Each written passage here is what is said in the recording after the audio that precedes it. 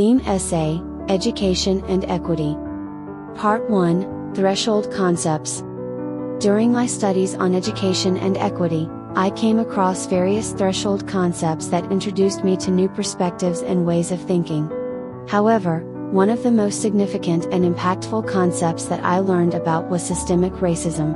In this video, I will discuss my own experience learning with systemic racism and how it has transformed the way I viewed society.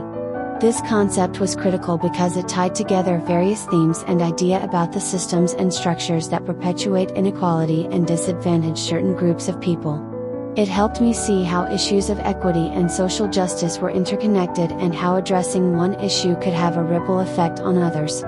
It has inspired me to continue learning and advocating for a more just and equitable society. At the beginning of my studies, due to cultural background and limited exposure to the depth and complexity of racism led me to believe that racism was simply about judging people based on their race. However, as I progressed in my studies and took courses that focused on or related to racism, my understanding of the issue began to evolve.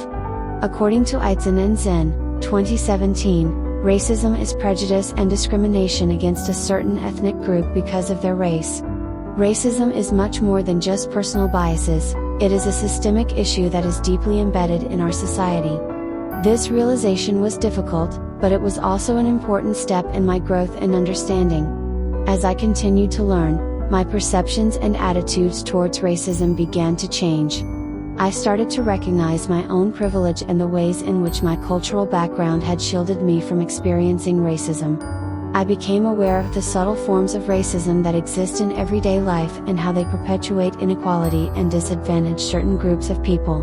There are examples of systemic racism in public education, such as inequitable funding between predominant white and predominant non-white schools that created a significant academic disparity among America's children, Black students being more likely to be disciplined than their white peers, organizing schools surrounding neighborhoods that can vulnerably exclude specific groups of students, especially Blacks, from attending certain schools, textbooks that ignore Black children, minorities being overrepresented in special education while underrepresented in gifted programs, school districts with a majority high poverty non-whites, students of color concentrated in underfunded and under-resourced schools, the despicable treatment of Black students who were integrated into a predominantly white school, minority students suffering racial and economic segregation on a daily basis, and structural racism that continues to disproportionately segregate students of color from opportunities to access quality systems of education. However, I also witnessed many efforts to expand educational opportunities while challenging racial discrimination, such as the Title I of the 1965 Elementary and Secondary Education Act, the No Child Left Behind Act, the President Barack Obama's Race to the Top Initiative, the Bilingual Education Act, the Development, Relief, and Education for Alien Minors Act, DREAM Act, and Title IX. Overall, my experience with racism and understanding of the issue has been shaped by my cultural background and the education I received.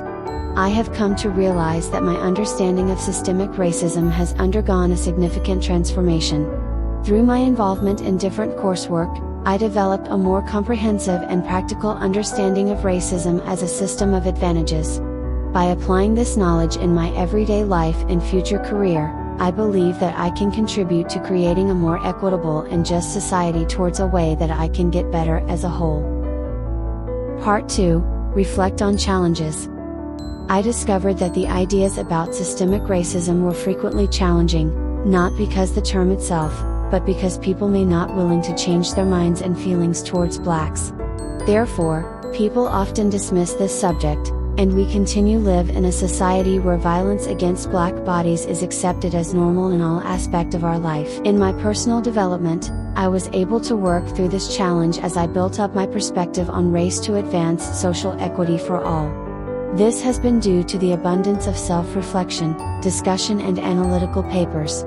For example, working on 2 parts of discussion papers The Problem We All Live With, alongside a reflective paper titled Understanding the Structural Nature of Racism, I was able to grasp the concept of racism and its practical implications application to real-world situations.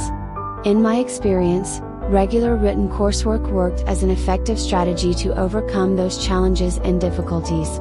It created a space for me to directly engage with and truly understand the experiences of Black people. As Baldwin reminded us in the film, I am not your Negro, even though not everything that is faced can be changed, but nothing can be changed until it is faced. Part 3, Looking Ahead. My greatest strength and confidence related to this theme is the intention to end systemic racism and ensure systemic equality in education, as I declared in previous analytical essays: Educational Inequality in America and Who and What is Education For? My aim is to achieve educational equality by giving every child the chance to excel in their studies, and providing them with an equal education to ensure they will have an equal opportunity to achieve certain success.